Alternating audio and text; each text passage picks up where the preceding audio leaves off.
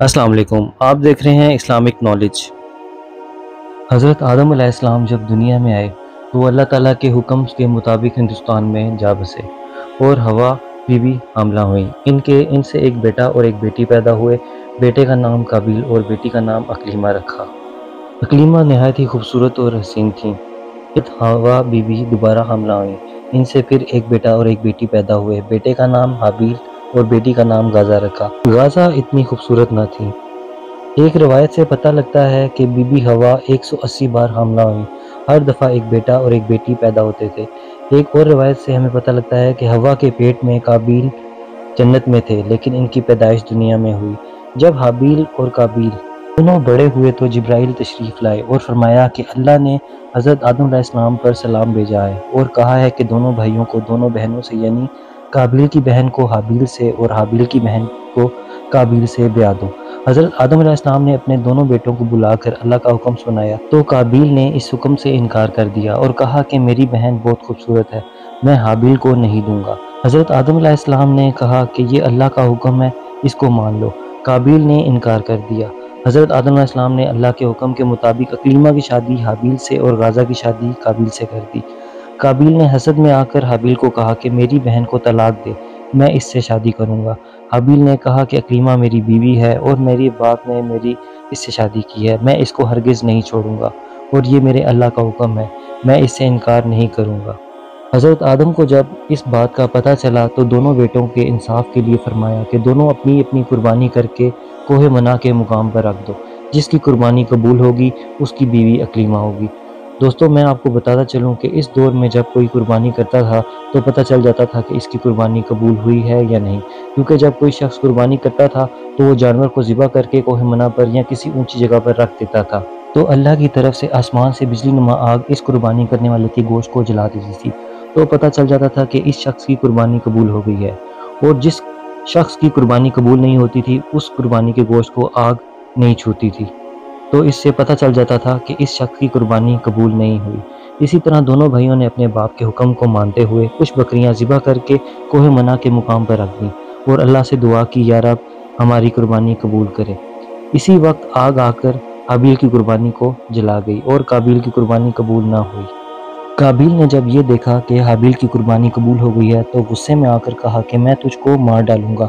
हाबिल ने कहा कि तू मुझे मारने के लिए हाथ उठाएगा, लेकिन मैं तेरे ऊपर हाथ नहीं उठाऊंगा। अल्लाह परहेजगारों की कुर्बानी कबूल करता है, मैं अपने रब से डरता हूँ जो सारे जहां का मालिक है। इसके बाद दोनों भाइयों ने कोहे मना पर कुर्बानी देकर बाप के पास आए तो हज़रत आदम अलैहिस्सलाम ने फरमाया, ए काबिल, तेरी बहन अकलीमा अब हाबिल पर हलाल हुई और तुझ पर हराम।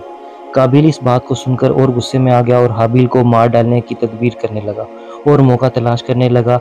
इस ज़माने में किसी ने किसी को नहीं मारा था। एक दिन ऐसा इत्तेफाक हुआ कि हज़रत आदम अलैहिस्सलाम हज के लिए गए हुए थे, तो काबिल ने हाबिल के बकरी खाने में जाकर देखा कि हाबिल यहाँ सो रहा है। इसी वक्त इब्लीस इसके सामने एक शख्स की शक्ल में आया, सांप को ज़मीन से पत्थर उठाकर मारा और सांप मर गया। फिर वो शख्स गायब हो गया। काबिल ने यह मंजर देखा और इसी तरह पत्थर उठाकर अपने भाई के सर पर मारा और हाबिल मर गया और खुदा की नज़र में काफिर हुआ। फिर अपने भाई की लाश को कांधे पर लेकर फिरने लगा कि वो अब अपने भाई की लाश को कहाँ छुपाए। वो ये सोच ही रहा था कि अल्लाह ताला ने दो कौवे भेजे और दोनों कौवे आपस में लड़े। एक ने दूसरे को मार डाला, फिर इसने अपनी चोंच से ज़मीन को खोदकर इसमें इस कौवे को दफना कर चला गया। इस तरह इस कौवे ने एक कब्र की मिसाल दी। काबिल ने यह सब देखा और कौवे से दफन का तरीका सीखा। फिर इसने ज़मीन खोदकर इसमें अपने भाई को दफन कर दिया। इसके बाद इसने इस जगह को छोड़ने का इरादा किया तो आवाज़ आई कि ए ज़मीन, इसको दुबा ले। ज़मीन ने अल्लाह के हुक्म के मुताबिक काबिल को दुबा लिया। काबिल ने आसमान की तरफ मुँह करके कहा कि ए अल्लाह, प्लीज़ भी तेरी दरगाह में मरदूद था तो ज़मीन ने इसको भी दुबा लेती। फिर आवाज़ आई, ए मलऊन, उसने तेरी तरह अपने भाई को खून नहीं किया था। काबिल ने फिर आसमान की तरफ मुँह करके कहा कि ए अल्लाह, मेरा बाप भी तो जन्नत में गंदम खाकर गुनाहगार हुआ था, इसको भी ज़मीन दुबा लेती। फिर आवाज़ आई कि ए मरदूद, तेरे बाप ने ऐसा नहीं किया था जैसा तूने किया है। इसके बाद ज़मीन ने इसको सीने तक अपने अंदर दुबा लिया। फिर इसने कहा, या रब, तेरी कसम है कि मैंने अपने बाप से सुना था कि मेरे बाप की तौबा इस कलमे की बरकत से कबूल हुई, मुझे भी इस कलमे की बरकत से बख्श दे। फिर आवाज़ आई कि ए ज़मीन, काबिल को छोड़ दे। زمین نے قابیل کو چھوڑ دیا۔ اس کے بعد اللہ نے ایک فرشتے کو قابیل کے پاس بھیجا، اس نے نیزے سے اس کو مار دیا۔ پھر اللہ تعالیٰ نے قابیل کو زندہ کیا، پھر مارا اور پھر زندہ کیا، اور اس کا یہ حال قیامت تک رہے گا۔ جب حضرت آدم علیہ السلام مکہ سے تشریف لائے تو حابیل کو ڈھونڈنے لگے، لیکن حابیل ان کو کہیں نہیں ملے۔ بعض لوگوں سے پوچھا تو کچھ نے کہا کہ کچھ دنوں سے پتہ نہیں کہاں گیا۔ اس کے بعد حابیل کی فکر میں رہنے لگے اور اپنا کھانا پینا سب کچھ چھوڑ دیا۔ ایک روز صبح خواب آئی کہ حابیل خواب میں پکار رہا ہے۔ آدم علیہ السلام نیند سے اٹھے اور بہت رونے لگے۔ اسی وقت جبرائیل علیہ السلام نازل ہوئے اور کہنے لگے کہ قابیل نے حابیل کو مار دیا ہے، اس کو زمین میں دفن کر دیا ہے۔ یہ سن کر آدم علیہ السلام اور حوا بی بی دونوں بہت روئے اور جبرائیل علیہ السلام سے کہنے لگے کہ ہم حابیل کی قبر کو دیکھنا چاہتے ہیں، ہم قابیل سے بہت بیزار ہیں۔ جبرائیل علیہ السلام نے کہا کہ خدا بھی اس سے بہت بیزار ہے۔ پھر جبرائیل علیہ السلام ان کو حابیل کی قبر پر لے گئے۔ حضرت آدم علیہ السلام نے دیکھا اور کہا کہ اگر قابیل نے حابیل کو مارا تھا تو اس کا خون یہاں گرتا۔ جبرائیل علیہ السلام نے کہا کہ زمین نے حابیل کا خون کھینچ لیا ہے۔ یہ سن کر آدم کہنے لگے کہ خدا کی لعنت ہو اس زمین پر جو میرے بیٹے کا خون پی گئی۔ فوراً زمین نے حابیل کا خون نکال دیا۔ یہ دیکھ کر حضرت آدم علیہ السلام اور بی بی حوا نے حابیل کی قبر کھود کر اس کو نکالا تو دیکھا کہ مغز اس کا نکلا ہوا ہے اور خون سے بھرا ہوا ہے۔